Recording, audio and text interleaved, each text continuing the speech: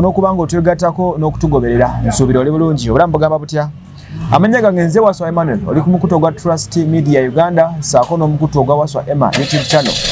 Program ekutusibwako bannaffe aba Beaver Organic Access Building Lubaga Road omusawo omukugu agenda okujjanya endwadde zonna. Oba oli mukyala gendayo omukubire kasimu WhatsApp message omugambe endwadde ekuluma yonna alabike nti agikwatako. Alina amalwadde 13 across Uganda. Enamba y'essimu ku screen wansi ngitwerawo bwa bulijjo awo ku mukono gwa kono. Saako ne bannaffe aba brand shoppers bambazi bangoye. Gendayo omulembe guno omutebyo olina okwambala engoye nga nnungi nsuubira n'omukyala ono z'ayambadde ziva mu brand zingoye z'amaanyi. Kale kakati nzize ekindeese okunoonya omukyala ono. Omukyala ono famire y'omugenzi Ddaamba Fred. Twakola ebintu bino mubijjukira bannaffe. Ndowooza nja kusalako katono edita waba asobola atekemu ka flashback katini. Ddaamba Eyafiira Dubai. Kawanda Kirinnya Bigo. Yes. Sabula ne Beaver Organic Access Building yakola bwa kujjanjaba yageza okusako kimunoonya Beaver ona wosinzira connectinga naye onamba esimezera ku screen. Ndikawanda ku nsonga za nnaku olwandika amawulire ge nafunye eggulo olwa mukwano gwaffe okuva mu ggwanga erya Dubai bwe nategeddeko erya Ddaamba Fred okubanga yafudde. Ebimu ku bifaananyi bye biyita ku screen byolabako nensalawo nsitukiremu ntuuke ku family cause ebifaananyi byannewunyisizaamuko neneebuuza what happened ku bulamu bw'omukulu ono.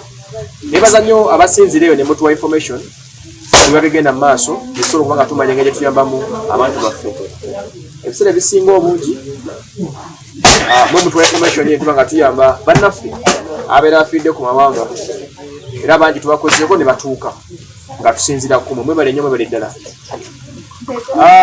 Oba ntandikire ku baliwa simanyi nja kusamukendeze ku maloboozi abali ku sayidi eyo katono tusobole okuba nga tuwuliziganya eno. Oli otya nnyabo? Ojja kunyongera ku ddoboozi katino. Nkitegeera. Amannya go bakuyita nti? Nakabonge Topista. Omukulu omugenzi kati Ddaamba Fred. Omuyita otya? Muto wange. Muto. Okay. Oli otya nnyabo? Amannya go? Enzo Katushabe Vanessa. Katushabe Vanessa. Omukulu Ddaamba Fred omuyita otya? Abadde bawambisi. Abadde bbawa? Nze Namwandu. Andekedde abaana basatu. Genda Namwandu. Be baana be baliwa? Nawo n'omuto. N'abalala bagenda kutuuka. N'abalala bagenda kutuuka. Sonadde baliko mu kyalo. Okay. Judge. Sijja kubuuza.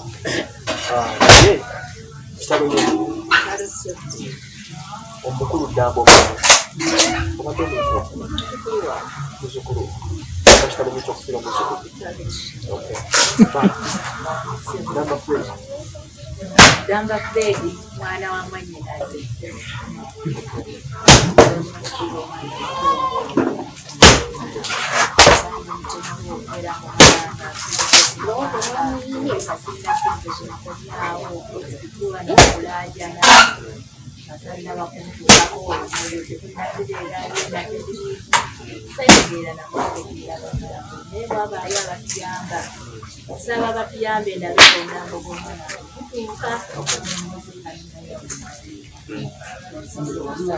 Abatuyamba tajja kuwa. Ma, gwe gwenja okutandika naye. Ongambe Ddaamba muto. Ddaamba yagenda atya e Dubai? Era yagenda atya? Ddaamba yagenda omwezi ogwokuna. Ennaku z'omwezi nga 15.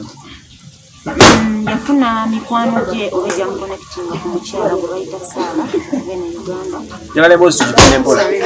Ayasabwa waba akayasizeeko eri kakinyo. Omukyala bayita Salima ow'enkuva e Ogambye Uganda. wano wakulu nnyo wenjagala tuwuliziganye. Ogambye muganda we Ddaamba yagenda gye Dubai. Yagenda ennaku z'omwezi nga 15 omwezi ogwokuna guno omwaka 2021. Yagenda atya? Yagenda yafuna omuntu omu eyamukonekitinga ku mukyala eyamupangira n'amugamba nti e Dubai agenda mufunira omulimu. era namufulumiza visa mu speed ne ticket bwati era yatuuka olunaku n'atambula n'agenda namuconnectinga ku mukyalo omulala bamuyita Saala e Dubai era yava eno ng'amanyi nti bagenda mufunira omulimu wabula visa egenda okufuluma ng'eriko visiting visa. Owe Uganda bali bamuyita Salma. Ayina kampuni wano gy'omanyi? Twasooka ne tulowooza tutyo kuba tetwasooka bimanya nnyo nga ffe oli ye yabigobako nga ye ne tugenda okinoonyezaako talina kampuni. Bwe yaweereza e Dubai Munnayuganda? Munnayuganda. Kitegeeza bagenda mu Gwakuna n'atuuka. Agenda otuuka eyo omulimu gwe bamugamba okukola kireka tegwaliyo. Ogambye yagenda ku Visit Visa? Yagenda ku Visit Visa. Baali bagenze mugamba mulimu ki? Kati omulimu baali bamugambye kola hotel.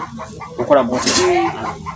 Ku visa kikyo kye baali bamugambye kati visa ategenda okufuluma bo bakimugamba nga visa tennakola ki tennafuluma visa egenda okufuluma kuliko visiting visa nga takyalina kyakuzera yali alina amugamba tukyali mu mbeera ya covid naye bw'ogenda okutuuka eri tugenda kufunira ki omulimu ngenda kuconnectinga ku kampuni emu era yatuuka eyo era ne basaba ssente nti ng'amaze weeks 2 ali awo kuba babaga mugende n'emmere eri tekyo mugenda kukimala okusigira naye olwavaamu n'alaga nagaba nina famire gye nalese nina abaana nina maama nomulabirira netaaga okukola mwangamba ngenda kukola ne bateekawo embeera ne bagamba tusindike ssente ezigula omulimu ssente zasindika mwawaayo mmeka? Twawaayo by then gyali emitwalo 7 bali ose miliyoni emu etaaliwo netuwaayo emitwalo 7. Omulimu yagufuna? Teyagufuna. Abadde abeerawo atya? Abadde abeerawo baamala ne bamuyiiza omulimu oluvannyuma ng'ezo zigenze ne baddamu ne basaba ssente endala emitwalo 5 ago ne gagenda ne bamufunira omulimu gwali gwakusitula ndowooza byali byuma kuba agamba ali mu byuma eyo gye yafuna obukosefu ndowooza n'agamba simpulira sikyasobola ne bwenzisa mpulira nzisa musaayi bo tebakitwala nga kikulu balowooza akooye kukola oba tayagala kukola. Ogambi yafuna kusitula byuma? Simanyi oba kwali kwetika oba kwali ki naye yagamba nti ali mu jjimu. Nziriramu awo gye yafunira obukosefu awo yatandikira okukaaba ekifuba ng'akolola ekyava ng'agane bwa ssaawa bwa samusaayi awo waava obuzibu. Embeera eno yagikugamba? Ye yagyogera n'agamba nti mpulira seewulira bulungi naye ate bano bagamba tisaagala wagazikola era nga bagezaako mufoosinga okukola kubanga kampuni endoza baali bamaze omumutundayo ng'alina okukola by force. Passport ye ne bagikwata era baali bagiwamana kati kyemmanyi bakyagiyina oba simanyi oba bamaze ne bagijjayo kubeera singa passport Fred abadde akyagiyina Fred twandibadde twamukomyawo kuba aludde nga mulwadde naye tetulina ng'eki gye tumukomyawo kuba passport baali bagiwamba ate nga tebaagala kumutakudda. Amaze ebbanga ki nga mulwadde? Emyezi giringa 4. Bwe tuba nga luli mu gwa 11 kitegeeza okuva mu gw'okukaga abadde mulwadde? Kuva mu gwakutaano nga mulwadde. Nga tafuna bujjanjabi ng'era ffe tuba tetusindise bujjanjabi tabufuna. Mwasindika bujjanjabi bwenkana ki okuva e Uganda? Fenga okusinza twasindikangayo ze twafunanga nagaba abakati njagala ye 5 njagala ye 10 bwetu tusaazira. Omuntu yali agenza okubalabirira ate mu mwana nikomulabirira? Yes. Omukyala n'ekyokulya era ffe tusindika. Omwami wo yagenda n'akuleka wano? Yasamba kugamba bigambo ki ng'agenda? Nze yaŋŋamba agenda kukola naŋŋamba mbeere wa mukadde paka wanaasobola okufuna ssente ez'okumpangisiza sobola okuba n'abaana bange.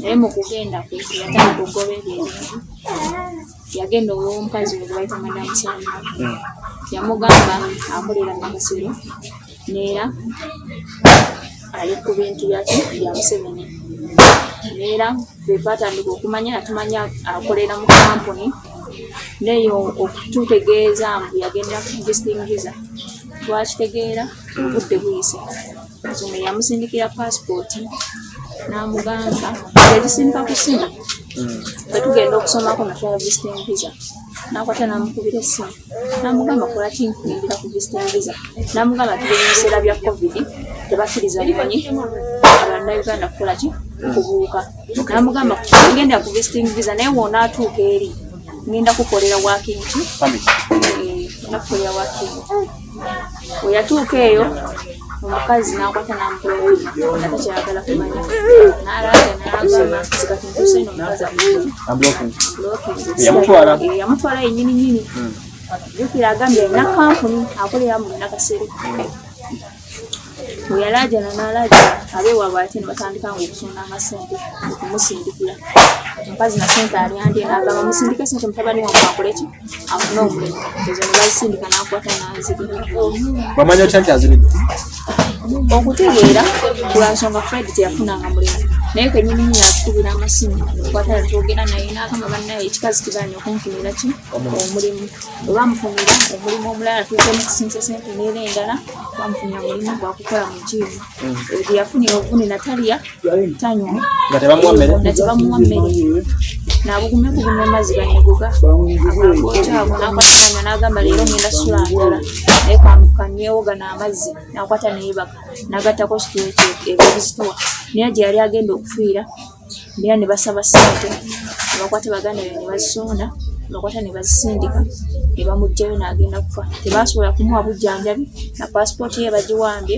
twagezaako ekisoboka nakituna ekisobola kutandikira bamuwambyeko paasipooti kyekikulu oba olina paasipooti mu ngalo awo osobola okudda e Uganda naye bamuwambako paasipooti na kampuni egiremedde mwagezaako okukola olukwesikweso okumuza kyona kyona kyetagisa omukomyawo twagezaako nenda tetulina lwesobola kutandikira nga talina paasipooti mu ngalo na kampuni ekoze eki egiremedde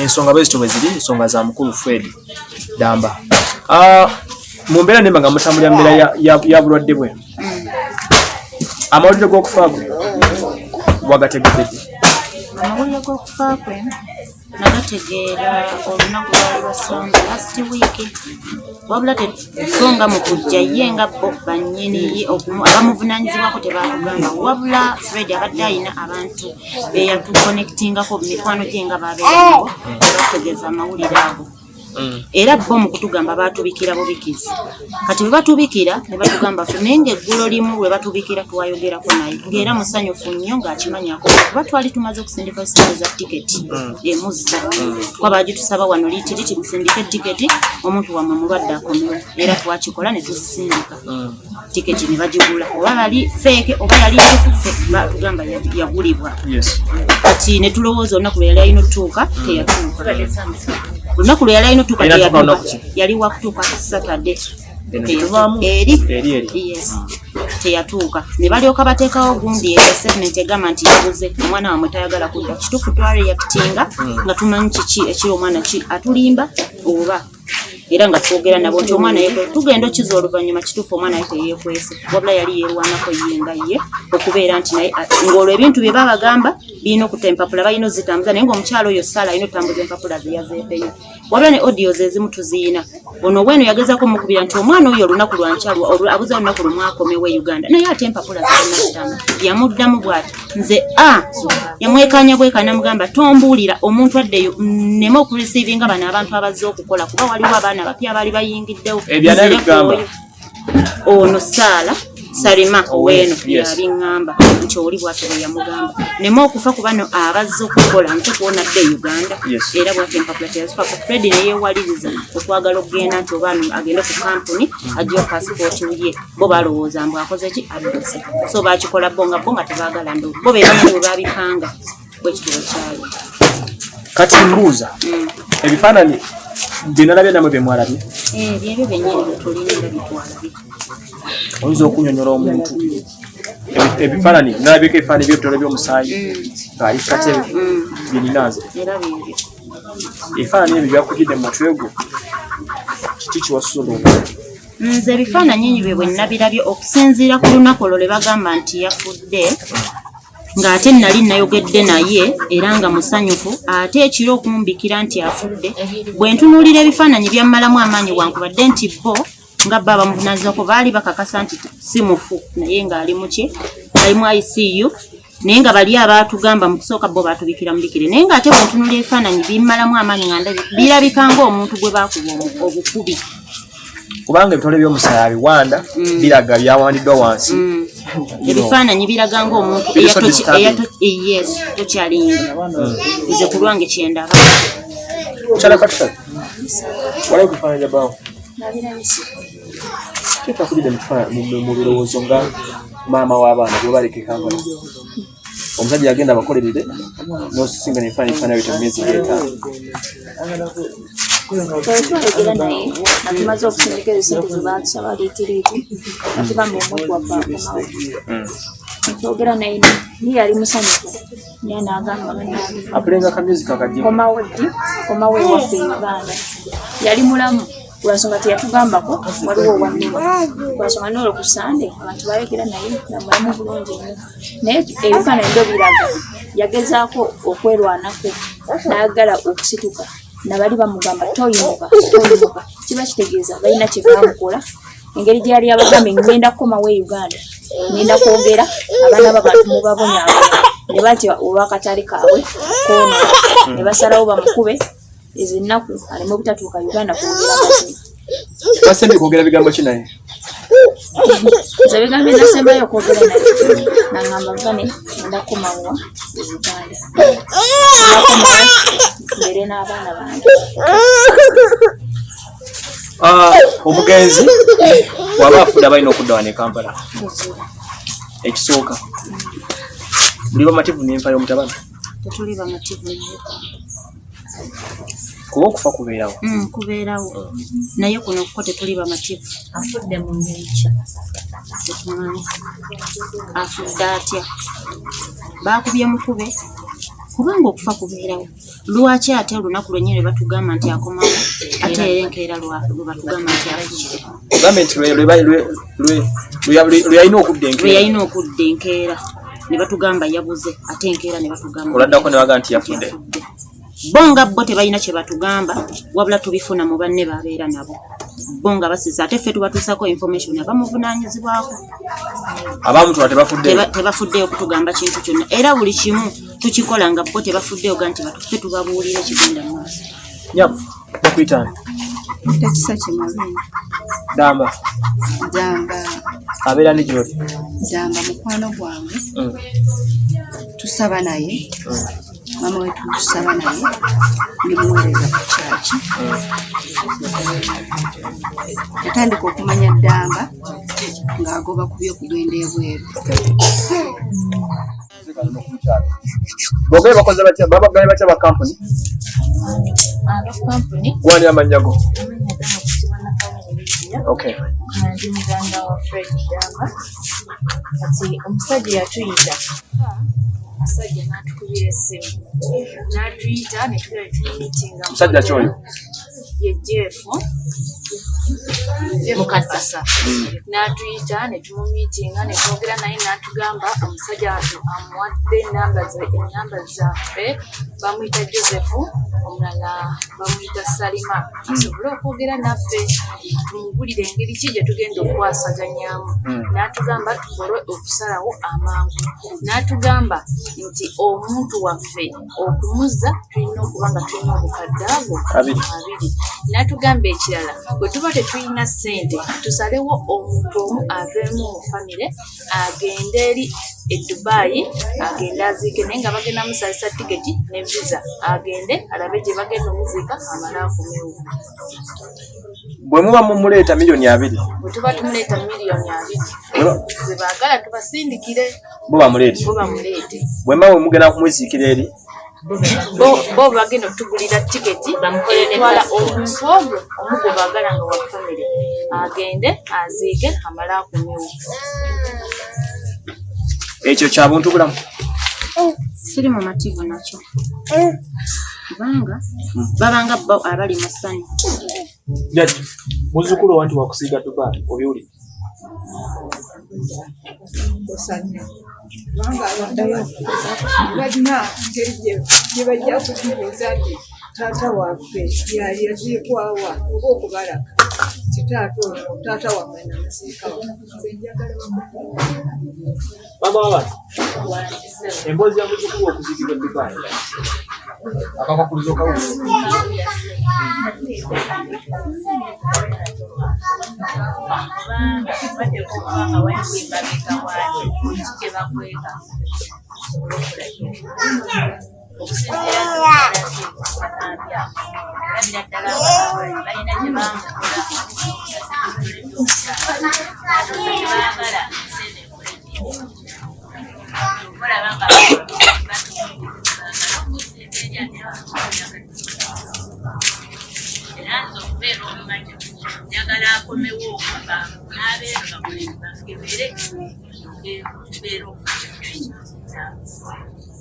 Taata aliko taata wa Ddaamba osobola okusembera kwano taata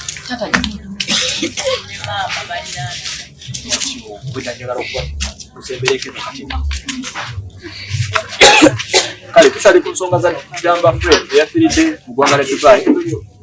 Embeera mu yafiiridde mu tuufu y'ennyamiza era etiisa. Akakokozo mukawulidde bw'aba aziikibwa eri omuntu omu yagenda tiketi bajja gigula abamutwala okumuzza miliyoni 2 ze baagala. Maama oli otya? Amanya go mwana Ddaamba mwana wakuleka wakutaano.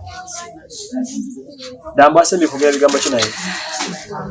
Sembye okuŋŋamba ebigambo bino baŋŋamba maama genda kukola kugenda nani waliwo omukyala akolekitinga naye yampise okugenda ne mugamba oba ogenda njagala ontwaleyo omukyala oyo omulabe nina ebibuuzo byange byensobola okukola ki bwe senga ofunirayo obuzibu obunaana. Omwana n'agamba omukyala kati omukyala bw'amugamba yajja ngambye antwale. Omwana amugamba nti maama agambye alina ebibuuzo byagenda n'amugamba tomuleeta. Omukyala agana Ddaamba okutwala gwe maama we n'amugamba tomuleeta muleke.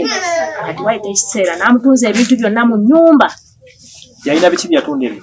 Yalina entebe ze, TV, bitanda, buli kimu nga ky'omanyi eby'omu nnyumba ate ng'ebintu bye bya bbeeyi byonna n'abimumaza mu nnyumba. Sideboard byonna n'abimutuza ssente n'aziringa byonna. Bw'amala okumanya nti biweddewo n'ayanguya naye ng'aye gundi kyeyeyanguwa sipiidi kuba nze mbadde n'abaana nga baala nga bagenda ebweru naye ng'eno eyanguye nnyo. Okuba nali muntu mukulu sibitegeera bulungi enda okulyanga nga maama batugale tugende n'emmere ne mugaa kampuni kyeyo etwala emmere.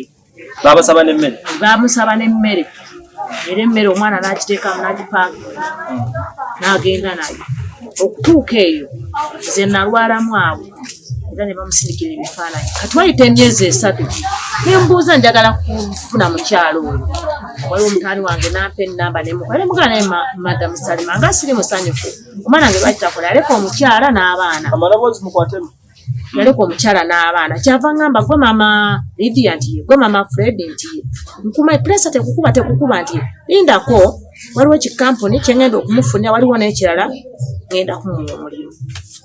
Abasadda mukola ki kumuwuliza ngenda okuddamu okuwuliza nga muwalango yankubira nga ngamba bamutudde mu kikampuni yafunidde obukosi bwaki byekyuma muno. Kazi n'atandika okubeerawo nga bano be bamuwa emmere baganda abe kulwala babe batunka ne muganda we tamuwa mulimu. Luvannyuma nnyo tumukubira tumudda ntumuga lwaki Ddaamba takola. N'agamba Ddaamba waliwo ensonga lwaki ate abala bafuna ne mutabani we n'ava naye n'afuna. Ne mbuuza wakati awo omukazi oyo saalima kazannyo kikaazannya kasikategeera. Okuddamu nga ngamba nga nkubira ku simu nga ngamba maama Fred weereza mangu ssente Fred mulwadde akomewo. Nanoonya ssente nkwano n'eŋŋanda ne tuzifuna. N'ankubira ekiro ssente zirwa mu makya yali maze osifu. N'omusumba wange n'anyongerako zaako ssente zaali zikoze kizibuzeeko ne tuzimusindikira. N'agamba akomawo ku Mande tugenda okuwulira nti ate amwongedde. Atandika okubuzaabuza nti ate Fred yabuze taliwo tugezemu kola bipapula bityo. Ogenda okuddamu olunaku lwe yatuwa nti akomawo okuwulira nti Fred yafudde. Ekintu ekyo nkyebuuza kyasinza n'obulumi bw'endaba bw'alina omwana wange baakuba mukube. Asangiddwa mulwadde nga nandowooza wakati kyemanya Fred senga akomawo alina kyajja okwogera bamukuba bamutte. Nze kyenneetaaga era kyempanjagira gavumenti yaffe okutuyamba munsi zonna abatulaba basobole okutuyamba omwana wange Ddaamba Fred bamunkomezeewo. Ondaba bwenfaanana omwana wuuno omulaba muto alina abaana. Nina ennaku omwana wange njagala mmanyi nti muziise wali n'abaana we ndibalaga nti taata wa mwaliwa ali wali naye siri mu mativu olw'omwana wange njagala bamukomyewo tulabe kiki omwana oyo. Kati akakuuliza ka miliyoni 2 tebakuwadde. Tebampadde baagala aka miliyoni 2 ate batuwadde ennaku ntono nnyo.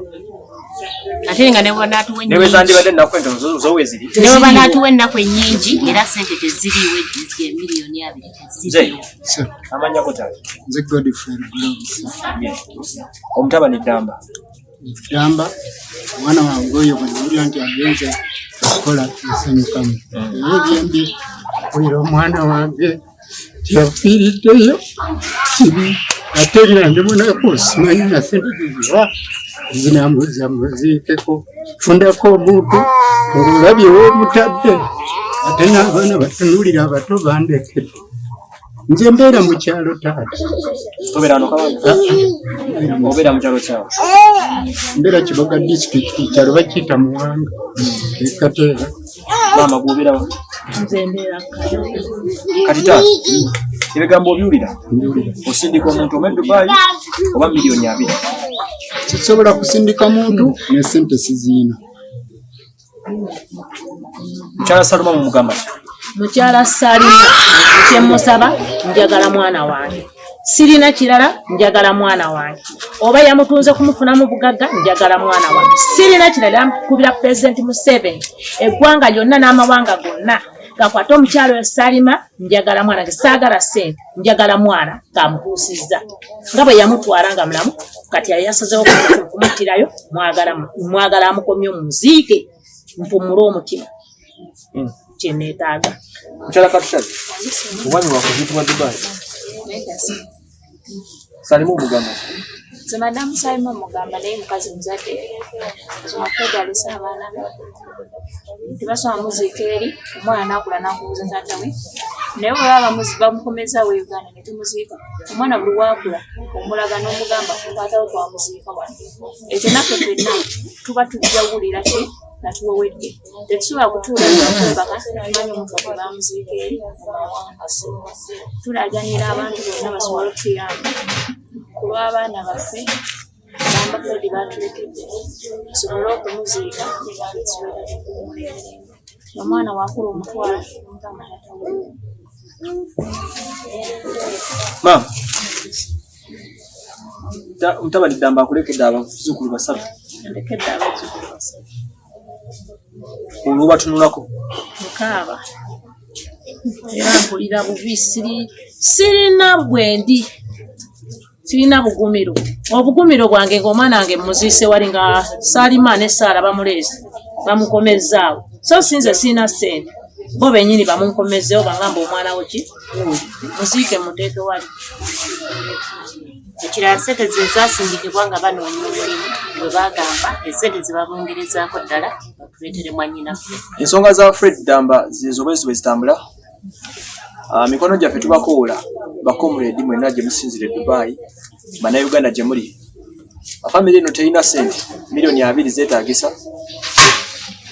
nkoola Calvin Kayanja ensonga zino badde ng'ozirinnyamu nnyo kwetaaga ku famire eno Ddaamba ono famire ye neremwa okufune kaga famire teyakkaanya nangeri gye yafaamu abantu nga Joseph Sarah bogerwako mu mbozi zino nti be bamu kubakola ku nsonga za Ddaamba okugende bweru naye famire yali mativu ku ngeri Ddaamba gye yafaamu twageza okukirondoola n'okukiwa ebudde n'ebirowoozo ne tutuuka ne tukyesonyiwamukko twakyesonyiwa kubanga famire yatuwa ensonga zaayo nti gavumenti yali ekiyingiddemu kyala Nakalema n'abalala naye after some good time abantu badde bambuuza ebibuuzo Ddaamba ali ku ki Ddaamba ali ku ki Ddaamba ali ku ki kyekya Ddaamba kuba abasinga bakomye mu balabe nga tubaziika ebyaffe ebya Ddaamba byo byakomawa nga tebaŋŋambako nti Ddaamba wakuziika leero oba bamuziika ne sitamanya nnyaba oli otya Gyendi ssebo obulamu bulungi obulamu bulungi gyebaleka emirimu kale sse namwe mugyebaleko kale twasemba okuwuliziganya ebbanga ligenze abaffe onoosonyiwa okutuukira ku nsonga omugenzi aliwa omugenzi yo nnyinza okwogera nti simanyi gyali simanyi kyaliko simanyi kimukwatako simanyi wabula okwali okukoma kwange okumanya ebimukwatako Joseph yatugamba nti Fred bamuziikayo naye naffe ne tubeerawo ne twebuuza bamuziikayo batya kubanga nze kennyini twesitula ne tugenda olw'obusobozi ntwali tetulina busobozi nga famire $2,000,000 ge baatusaba ne tusalawo tugendeko ku gavumenti oba etuyambeko era tweswa tugende wa Fande Nakalema mu office ye era n'atusitwa naye n'atwongera n'agenda ng'atwala offices ez'enjawulo era ne batusuubiza n'atugamba omwana bagenda kumuzza era n'atugamba omulambo ogwo kati gufuuse gwaffe gwa gavumenti tubijjukira ng'obinga yes naffe ne tubeera n'essuubi era n'abafamire ne baba n'essuubi ne bagamba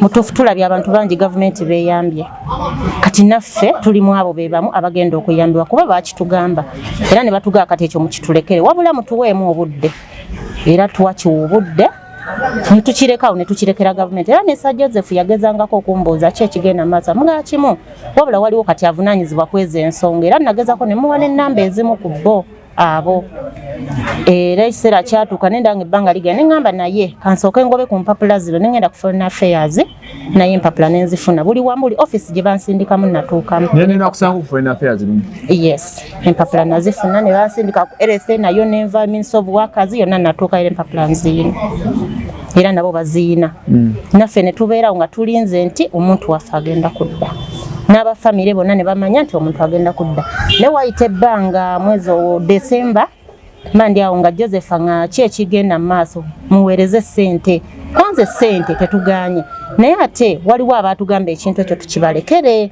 nambuuza be baani ne mubuulira era bwe namala omubuulira bwe nti olunaku olwo lwennyini Madamu Salima nampeeza message nangamba bangambye Joseph angambye omwana bamuziika nembuuza bamuziika batya kwa bwe nagenda ku Foreign Affairs nenkibagamba wali mu kutupa kusennyo nga bagamba nti tubawadde ennaku 5 tubawadde ennaku 7 ne bagamba tekisoboka tebasobola kuziika muntu nga ffe tetusazeewo either mwe nga musazeewo oba ffe gavumenti nga yekoze eki yesazeewo kati bamala okunga nti aziikiddwa nembuuza ani yasazeewo kuba ffe abafamire tetunnasalawo nenzirayo nembabuuza bannaye bangambye omuntu bamuziise kituufu ne bangamba ddamu okola request endala egamba era ngenda bikulaga ogenda kubiraba nenjikola ne bangamba wabula tugenda kola ki tugenda gisindika ku gundi ku embassy Dubai bo batubuulire information kituufu yaziike oba nedda naye nga bo bagamba tebannamuziika kati ne tubeerawo ne bangamba tujja kukubira essimu bwe tunaba tufuna information okuva gavumenti ya taking over oba office ya Fande Nakalema ya taking over ensonga z'okuza muganda amwe wayiseewo bbanga ki wayiseewo kati omwezi gumu n'ekitundu kitegeeza byaliwo mu December ebyokutuga nti afudde nti bamuziise byaliwo mu December ngamba bo gavumenti yagamba nti katu gwa 11 gy'emyezi 3 okuva gavumenti yabagamba nti ejja kuzza omulambo wayitawo bbanga ki okuddamu okuwulira amawulire nti omuntu mwezi kati okuva lwe wagawulira okutuuka leero wakayita bbanga ki nategeera mu December nga atandika gulinga na weeks nga 3 mwezi nagwo guleka guweze kati nasalawo neŋŋamba bwe baŋŋamba nti bamuzise nasooka n'enguma neŋŋamba kize naye bwe natuulawo neŋŋamba nedda nyinza owulira byambu ng'ate kituufu gyali neŋŋa kanzireyo eri bambuulire ekituufu kanze kwembase bambuulire ekituufu kuba bo bamanyi okusinga ffe twali twakivaamu abafamire nga twakirekera gavumenti ko ffe twali tetwesobola nga twakirekera gavumenti etuyambe ko tulabye bangi beeyambye yes kati bwe tuto ne tulindirira mpaka kati tukyalinda ffe tetumanyi oba bamuziika kuba kati bwe nagenda ku Foreign Affairs baŋŋamba bajja kunkubira essimu nembeerawo neninda wiiki neggwako neyokubiri nenzirayo ne baŋŋamba tebannafuna information yonna wabula nkomewo bajja kunkubira essimu paka nakati tebannankubira ku ssimu kitegeeza ne gavumenti Foreign Affairs no temanyi naye erabika temanyi kati naffe tuli awo tetumanyi bwe banga ne gavumenti temanyi naffe abafamire tetumanyi oba bamuziika oba tebamuziika tetumanyi ojjukira nti wali tugezaako okusonda ssente yes naye nabyo simanyi gye byakkira abaana basonda ssente bazisonda naye ffe tetumanyi nnamba kwe baziteeka anti obuzibu bwe bwali naye ng'ate ssente zagenda Dubai si mu Uganda muno ssente zagenda ku simu ya Saala e Dubai abaana basonda ssente zagenda ezo zo tetumanyi ezo zaabwe basonda zaabwe era bwe baamala omuziika nga bwe batugamba bamuziise ne bakolawo gurupu awo nange ne banteekamu nga mpulya ssente mpulya basooka ne bagamba kuba Joseph yaŋŋamba mu nnaku 2 nali nsonze mu nnaku 2 omuntu lwe yafa nali nsonzewo miliyoni 2 kaakati wali wayise omwezi oba nga gumu awo kati simanyi awo ssente mmeka ze basonda kubanga nze nzemu okuwulira nga tebagamba nti ate kati waliwo akakadde kamu n'ekitundu kati ebyo byabwe ezo bye ebya ssente byali byabwe basonda zaabwe basonda zaabwe kati famire eri kuki efamire essaawa za kati maama yalwala omutima era yensonga lwaki twetaaga namuddamu mumugamba mboozi eno kuba ye kye yali asuubira kyakula yesu omuntu yafa kibaawo era baali baaguma nti omuntu afa era bulijjo bafa naye nga kye beesunze ate kasita twatuuka ewafande Nakalema bo ne baguma buli omu n'aguma ti omwana waffe tugenda kuddamu omulala wakiri tumuziike afande Nakalema lyali essuubi lyammwe yes lyali essuubi lyaffe afande Nakalema ye waloze bamuwulizaako nedda kuba batugamba tubaweemu obudde tosobola omuntu ng'agambye omuntu omukulu ng'oyo nti tuweemu obudde tosobola kumala ate tulindirira kuba essimu zaffe batugamba tulekere essimu zammwe tujja kuba tubakubira paka nakati tulinda amasimu tezivuganga ongambye nti maama yalwala omutima maama yalwala omutima era byava olukuva lwe yamanya nti omwana bamuziika awo we yakoma maama na kati ate ye taata embeera yeyo tesanyusa n'omundi n'ogumu kyovola nga twabireka awo ne tubibikkako tuleme okubeera nga tubateekako sweza ne bino ebyamawulire saagala kuba balwadde maama teyeetagadde n'ekintu ekimukanga abeerawo buli kaseera aba akaaba bukaabi akaabira mutabani wakiri yandimuziise kuba ekyokufa yaguma n'amanya nti afudde okufa kuba ate si yasoose kati yeebuuza lwaki batuteeke nnyo ku pressure nti afudde tumuziikirawo ebyo byonna nabo bigattagatta ate essaawa yimu omulambo tetuzzeemu guuliza tetuzzeemu kumanya kigenda mu maaso byonna ngaola tubuzaabuzibwa tetumanyi kigenda mu maaso naye nga ffe essuubi lyaffe lya gavumenti kuba baatusuubiza bagenda kumuzza ensuubi kyali balinamu nze simanyi nkyaliyina kubanga tebalina kye baali batugamba bagenda tukubira essimu Joseph yagamba nti omulambo baguzi yes yagezaako nnonya ku Joseph ambyeko yajja kunnyonnyola era naŋŋamba ebisinga ku ebyo genda ku embasi era ne ŋŋenda ku embasi terina kye ŋŋamba eŋŋamba bugambi tujja kukubira onoosonyiwa obuuza ekibuuzo kino kiwulika kitya ng'oli mu mbeera ng'omuntu wo tomanyiiko mayitire ge siga nti yafiira mu lutalo nga waali oteeberezaawo nti ali wali Emma naye nga lusaamufuna ekintu ekyo we can't stop crying because nti omuntu gw'otamanyi nti simanyi wenyeza kyogera tumanyi tulina n'okuddawo ntugamba gyali mulamu ekyo nkikugamba tyalabika gyali mulamu naye ate bwe tumanyi tugamba gundi Foreign Affairs yandibadde eddamu okusaba kwaffe okw'omuntu oyo kuba singa tetwagendayo nabo bandibadde batugamba nti omuntu wammwe gyali n'empapula baziddamu era byonna ogenda kubiraba kitegeeza alabika yafa naye ate ffe nga ffe olw'ekiriwo tumanyi ogamba alabika gyali mulamu tulinga baana batu kati tuli awo ye taata ye akakasa omwana we gyali mulamu ye taata alinga eyawunga n'okuwunga ye agamba omwana we mulamu kuba aliwo n'olumbe olwayabizibwa awo ne bagamba olumbe lw'omwana balugatteko yagaana yagaa omwana wange mulamu temumwabiza lumbe taata yagaana okkiriza nti omwana yagaana kuba bo baali n'essuubi nti omulambo wakiri gukomawo buli omu n'aguma n'abafamire ne baguma naye kasita baga nti yaziikibwa ate nga n'enfa yali ebuzaabuza buli kimu ekyaliwo mu kati awo nga bibuzaabuza kati taata yaga omwana we gyali mulamu naye kati nga nze agezezzaako okutambuza ku nsonga ng'ezo nkakasa kayafa okumuziika okakasa sinnakikakasa kuba nninda gundi embasi eŋŋambe kuba yeyina okutukakasa naye tebalina kye baŋŋambye nninda ssimu mpaka kati nagezaako okubeewuubako nga baŋŋamba tujja kukuba essimu kati nninda ssimu kakati omwezi guweze nninda ssimu abaffe nze wasomaniro tukyagenza maaso n'okuba nga twogera ku nsonga zino omanyi we believe that the government yesinga byonna era government wegamba ekintu simanyi oba Calvin Kayanja ebintu bino aba abimanyiiko abimanyiiko Calvin yaŋŋamba abimanyiiko era bwe namugamba Calvin yaŋŋamba bw'oba watuuse wafande Nakalema kiwedde kuba yali ampise ŋŋende musinkane ne munnyonnyola ebyaliwo nange kati bw'oba watuuseeyo ekyo kiwedde ajja kutuyamba abo batusinga okuba ab'amaanyi ffenna tukkiriza era ffenna twasirikira awo ne tugamba kati sikyalina wala wennyeza papalya kuba ndaba awo wakulu awasinga twalowooza otuuka mikono gya Nakalema n'oddamu ebyo tobola twaguma nga abafamire kuba ebiseera bye mwaŋŋamba ensonga zino eba zireke bwe tuli kuba naffe baatugamba mubitulekere era twabibalekera ne tutaddamu kupapala ku kintu kirala kyonna era abamawulire bankubidde amasimu ne bakuba amasimu gano kintu mukireke waliwo akirimu kyamazima bamawulire bakoze omulimu munene Emma mukoze omulimu waliwo n'abanoonya besimanye nakubira essimu ngagala interview bagezeeko okubeera nga banoonya kyoba ssente biki ali mikono gya gavumenti. Namwandu aliwo? Namwandu abeewaabwe bamutwala. Ate abaana? N'abaana bali nabo waliwo abamu abali eno wa maama. Kawanda mukyabeerayo? Maama yavaayo. Maama mulwadde kati ali wa muganda we. Tasobola kubeera awo maama n'ewaka yaddukawo era waka tewakyala ennyumba twagiggala maama atyawo. Yagamba okudda mu nju ye ng'omwana we akomyewo.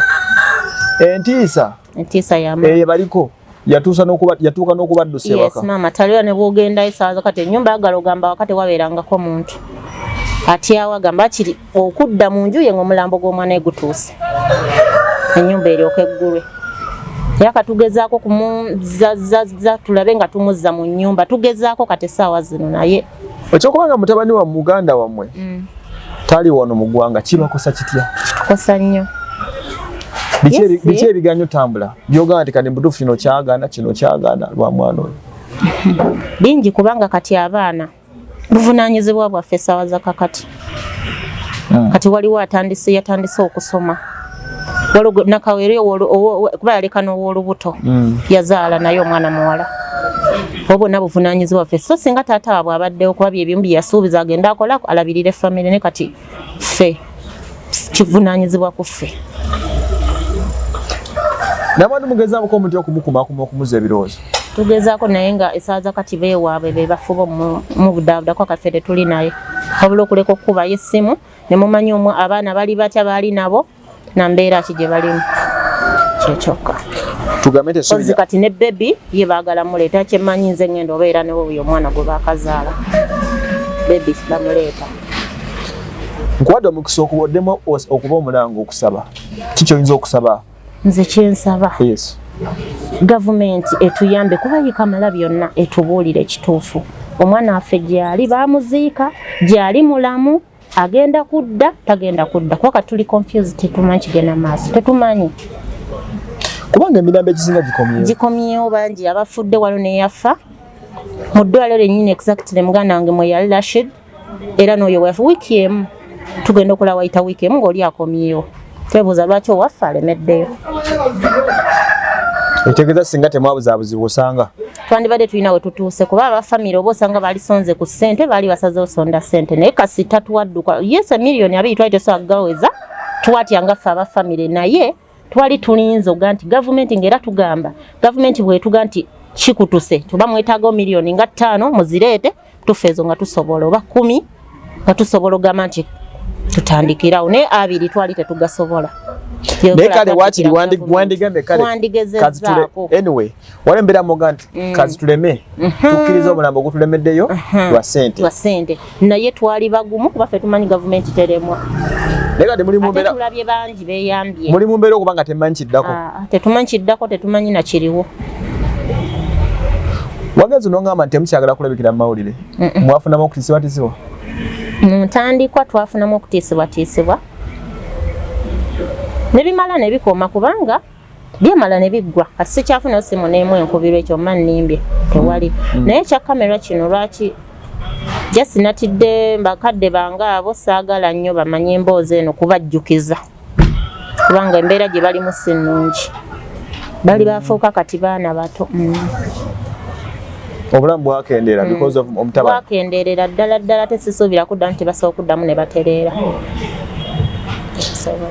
Ane moment singa zino zikyankalanya obulamu bw'abantu nti ebintu bino byekusobera tetuli ffe government but we always try our best netubako kyetukola okusobola okubanga ebintu bitambula netubako etubituusa ne kakati nze nsaba kubuuza gavumenti nti banaye abantu bano mwabawa essuubi teri kitabulamu bwa muntu nga kumuwa ssuubi mwabawa essuubi nembasuubiza nti omulambo gujja kuzza omulambo guli ku ki ofisi gye batuukiramu gye bagambye yafaade nakalema maama munnange mwegwe maama w'eggwanga what happened abantu bano beetaaga obuyambi. Ekyokuba ng'omu yafa kiviiriddeko kubanga abazadde tebakyalina bulamu bwe baali balina. Abazadde bintu byabatabukako. Trauma eyo erivaawo etya? Okufa kwa Ddaamba n'obutamuzaano kikoseza famire yonna, abantu bonna, abantu b'e Kawanda ku kyalo abantu b'oku kyalo Kawanda bo nabo bakanya tubuuza omwana aliwa ninga naffe tetulina ansa nga nawe Emma bwombuuza n'omulala buli omu abuuza ninga nange sina ansa. Oyagala kungamba nti gavumenti yabalima? Simanyi. Oba osanga ekyateekateeka ko baatugamba tubaweemu obudde bwe bataatuwa nti oba mwezi gumu oba ebiri oba osanga n'omwaka gusobola owera. Gusobola owera nga mulinda ki? Anti simanyi kuwaffe tukyalinda. Maama Nakalema kye yatusuubiza. Mukoowolere wano. Maama Nakalema tukusaba kubanga watusuubiza era gwe ssuubi lyaffe tukyalindiridde nakati mpaka omwana waffe akomyewo oba nga tutegedde ekigenda mu maaso kuba watusuubiza nti nno ogenda tuyamba omwana akomewo era agenda kukomezebwawo. Era mbutuufu omukyala yali mwangu nnyo bambi tolaba nti abantu batuukayo naye ffe yatwanguyira nnyo era yatutambuza buli ofiisi eyeetaagisa yatutuusaamu buli wamu ng'ate tutambulira mu bitiibwa by'otosobola kutegeera bambi yatufaako nnyo era ky'ovola twafuna essuubi titugenda kuyambibwa kuba yali mukyala mulungi nnyo gye tuli kati tetumanyi. Singa bukeera ku makya ne mukakasa nti omwana oyo baamuziika, anti kati twetaaga kumanya oba yaziikibwa ani yasalawo kuba ffe tetwasalawo. Ate bwe nagenda ku Foreign Affairs ne bagamba nti tewali asobola kusala okuleka ffe oba mmwe. Ekyo kyokka kye twagala. Mukyala Salima enkolagana yatereezebwa? Yatereera kubanga omukyala oyo wadde mu ntandikwa baasooka kuba manyi omuntu waba yakafa ate nga ye yamutwala naye ate ku nkomerero Salima abaddewo akuba essimu n'akubuuza ki ekigenda mu maaso era yaŋŋamba no ng'agenda ddayo ku Foreign Affairs totuula ddayo tumanye ekituufu kye ebintu bino bibuzaabuza lwaki abantu bano batubuzaabuza. Omuntu n'aziikibwa ne bataweerezaayo wadde ekifaananyi wadde akantu konna akalaga nti omuntu aziikiddwa ki ekigenda mu maaso era bambi Salima abaddewo. Era ekuba kumusonyiwa wadde yatwala Fred nze ku lwange nga nze sisalirawo famire naye nga nze namusonyiwa kubanga abantu yagezaako agezezzaako ate tatwewaze teyeekwesa balala beekweka ng'oggyeko lisaala atuvuma obuvumi kuba ye avuma. Yaviirako omwana affe okufa ate n'avuma famire. Kitegeera ffe yatufuula lusuku tetulina ssente era oli ogenda ogamba nti agende ebweru kitegeeza famire ennaku oba teyina teri muntu asobola va wano mu Uganda ng'agenze eri ng'olowooza mirembe twandibadde tusobola musapootinga buli kimu. Ensonga zino tetulina kyamaanyi ndoza badde babuuza about Fred Ddaamba. Family eri mu state of kwagamaya. They don't know what is really happening. Family eri awo babaga omulambo gwaziikibwa gavumenti yabasuubiza okuguza biri awo. Tusaba gavumenti ddero kyogera nti bannange musitukiremu ku nsonga zino nti n'ebintu bino ebitonotono bye mugenda okukolera abantu bibijja okuzza omukwano gwammwe ne public naye nga temunnabikola omukwano teguliwo. Wakati no family ekijiruma kuzza mulambo gwa milioni 215 gavumenti n'obusobozi bwonna obudiringa ne gavumenti endala ne bazza omulambo. I'm sure woguzza gamba kiki bya kizibu nnyo omuntu okugera gavumenti kikyamu kuba family yemu oba ogitaasiza. So nekyo tusaba obuyinza mwenna bekikwatako family eno mugize mugirewo emyoyo muwabuulire ekituufu ekiriwo mwabawo essuubi ate mulimenye. Simanyi oba time but nze wasomani kalongera bagumya mama nali agadde munonye naye nga ayita kyasobola kujja mu mawulire saagala obulambwe butono era kumpi oluvannyuma lwa wiiki tubeera bombo mu ddwaliro. Ndowooza owulira bulambwe bakati okufa kwoli kugenda kumalawo family nze wasoma nembeere bulungi bweraba.